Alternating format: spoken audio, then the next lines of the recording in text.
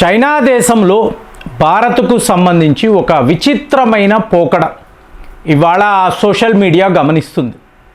ముఖ్యంగా మన దేశ ప్రధానమంత్రి మోదీ గారిని ఉద్దేశించి అంటే ఈయన్ని చైనాలో బ్యాన్ చెయ్యాలి, ఎక్కడా కూడా మోదీ గారి ఫోటో కానీ ఈయనకు సంబంధించిన ఆర్టికల్స్ కానీ వీడియోస్ కానీ ఎవరు చూడకూడదు, ఈయనేం మాట్లాడుతున్నారో వినకూడదు, టోటల్గా ఈయనను బ్యాన్ చెయ్యండి. ఇది చైనా కమ్యూనిస్టు పార్టీ తీసుకున్న నిర్ణయం. ఏంటండి అంటే అంతలాగా ఈయన చైనాకు ఏంటి అపకారము చేశారు అంటే ఇదంతా యాంటీ ఇండియా స్టాండ్ అండి. మీరు చైనాలో ఎక్కడైనా చూడండి, చాలామంది మిత్రులు ఉంటారు, వాళ్ళు ఫోన్లు చేస్తూ ఉంటారు, ఎక్కడ చైనా నుంచే, బెయిజింగ్ నుంచి అక్కడి నుంచి చేస్తూ ఉంటారు.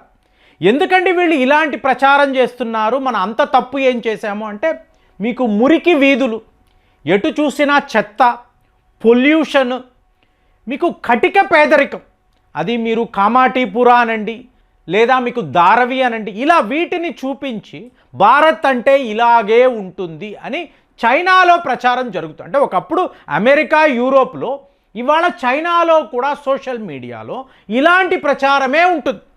సో ఒక భారతీయుడు చూసినప్పుడు అబ్బా నా దేశం ఏంటి ఇంత దారుణంగా ఉందా, సో నా ప్రజలు ఇంత పేదరికంలో ఉన్నారా, మెరుగుపరచడానికి మార్గాలే లేవా, ఇలాంటి ఆలోచనలు వాళ్ళు కలిగిస్తారు.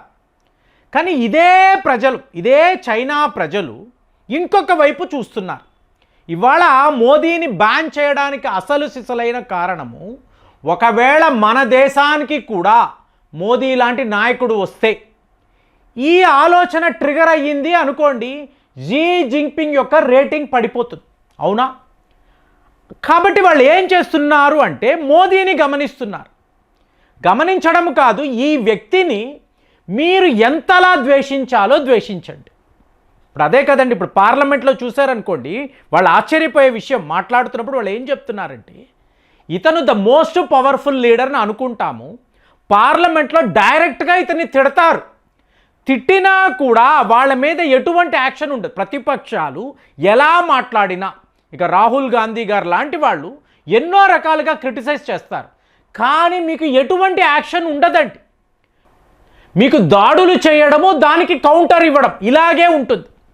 అదే మీరు చైనాలో జీ జింగ్పింగ్ని కోపంగా చూడండి, ఇలా కళ్ళు ఎర్ర చేయండి, మీరు జైల్లో ఉంటారు, తరువాత మీ జన్మలో బయటికి రారు, అసలు మీరు ఏమైపోయారో మీ కుటుంబ సభ్యులకు కూడా తెలియదు. సో ఇదంతా చూస్తున్నప్పుడు ఇంత పవర్ఫుల్ మ్యాన్, కానీ ఇతను ఏ యాక్షను తీసుకోడు. అడిగితే డెమోక్రసీ అంటారు, ఫ్రీడమ్ ఆఫ్ ఎక్స్ప్రెషన్ అంటారు, వాళ్ళు ఆ క్రిటిసైజ్ చేసే అధికారం వాళ్ళకి ఉంది అంటారు. ఏమిటి విచిత్రం? కాబట్టి ఈ వ్యక్తిని మీరు ద్వేషించండి, ఎంతలా ద్వేషించాలో ద్వేషించండి, కానీ మార్గము లేక ప్రేమించండి. సో అలాంటి ఒక విచిత్రమైన ట్రెండ్ ఇవాళ చైనాలో చూడండి. జిమ్మీ జిమ్మీ ఆజా ఆజా అని పాట పాడారు. అర్థం ఏమిటి? జిమ్మీ జిమ్మీ అంటే మాకు బియ్యము లేదు, తినడానికి అన్నము లేదు అని చెప్పి చైనా ప్రజలు వీడియోస్ పెట్టారు. తరువాత టోటల్గా వాటిని వీళ్ళు తీసివేశారు, సెన్సార్ చేశారు. అంటే ఎటువంటి ఫ్రీడమ్ మన దేశంలో ఉండదు. మరి ఇలాంటి పేదరికం ఏమిటి?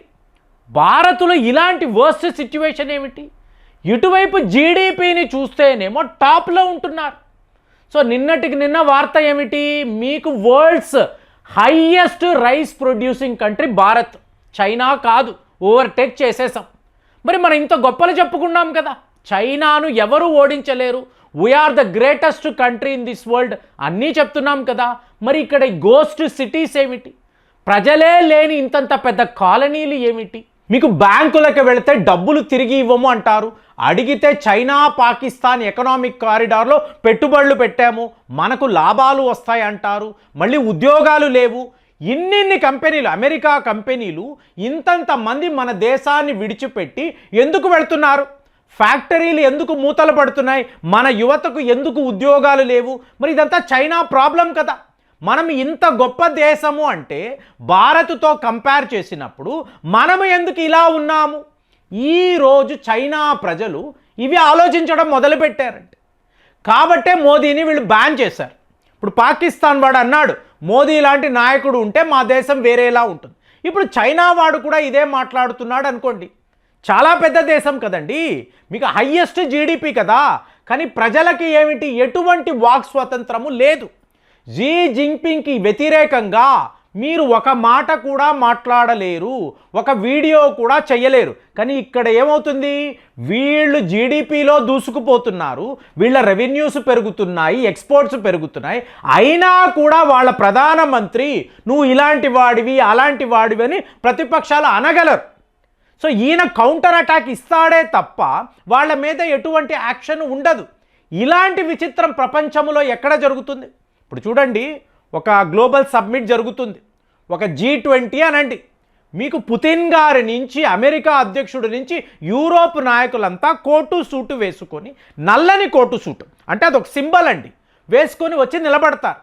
అదే మోదీని చూశారనుకోండి, విచిత్రమైన మీకు ఆ డ్రెస్సింగ్.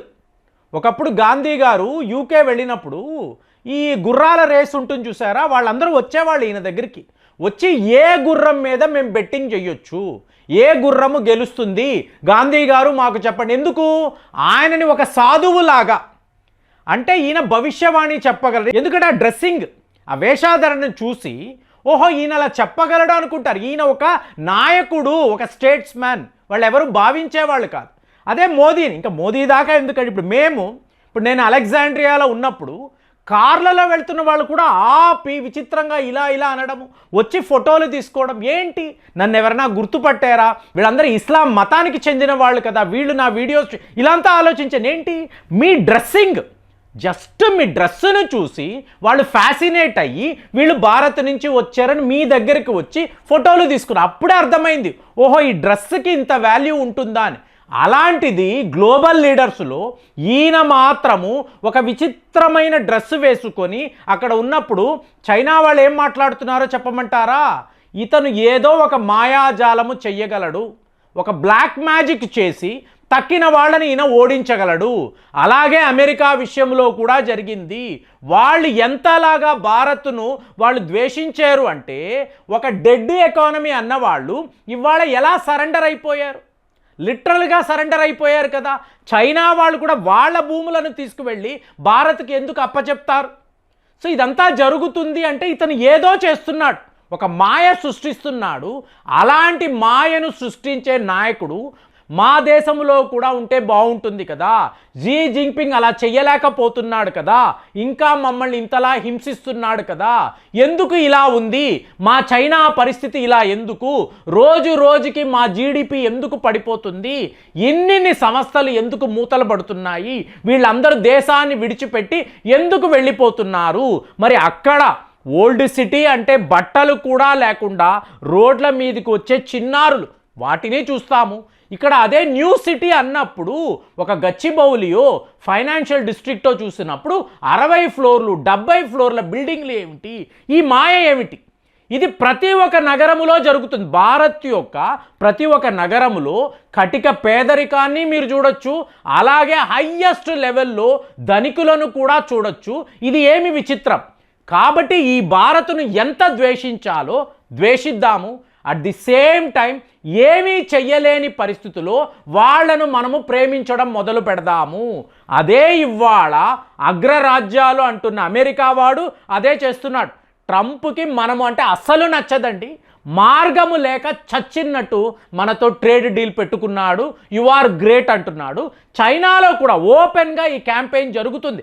పాకిస్తాన్ జర్నలిస్టులు ఇలాంటి కథనాలు రాస్తున్నారు. కానీ ప్రజలు మాత్రము వేరే మార్గమే లేదు, మాకు భారత్ను ప్రేమించే తీరాలి, ఇతని ఫోటోలే చూడకూడదు అన్నా కూడా భారత్ అన్నప్పుడు వాళ్ళు మనకి ఇవ్వాల్సిన రెస్పెక్ట్ ఇస్తున్నారు, అందులో ఎటువంటి డౌటు లేదు.